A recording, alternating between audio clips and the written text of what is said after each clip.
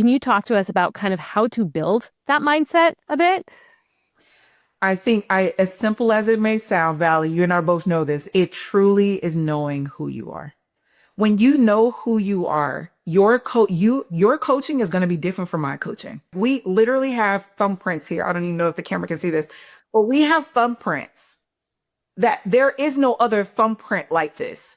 If we started looking at ourselves like our thumbprint, then how I approach my coach, all of the coaching is the foundation is the same, right? Like, you sit, you listen, you do active listening, you ask, good questions, not leading questions.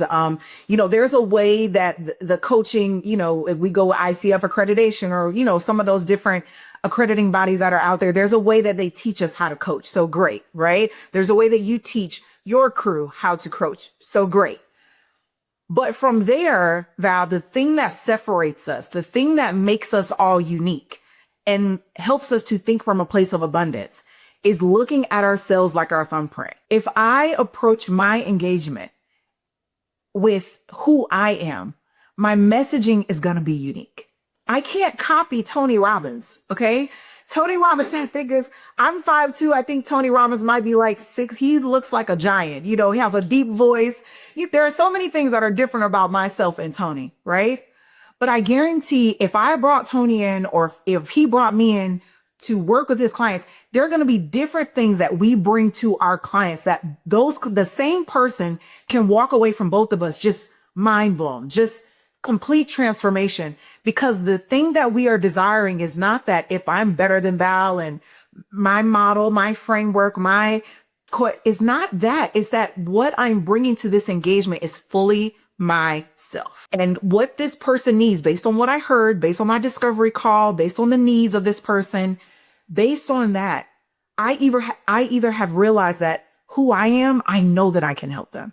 And I'm confident in that. That's shedding myself of the doubt and the scarcity mindset and the imposter syndrome, and deciding that I'm going to pick up and put on me a place of abundance, a place of who I am, a place of transformation. This person needs help. I don't have time to worry about, is Val's question better than my question? Is her way of saying that better than me? I'm going to say, wow, she could kill it doing that. I love that.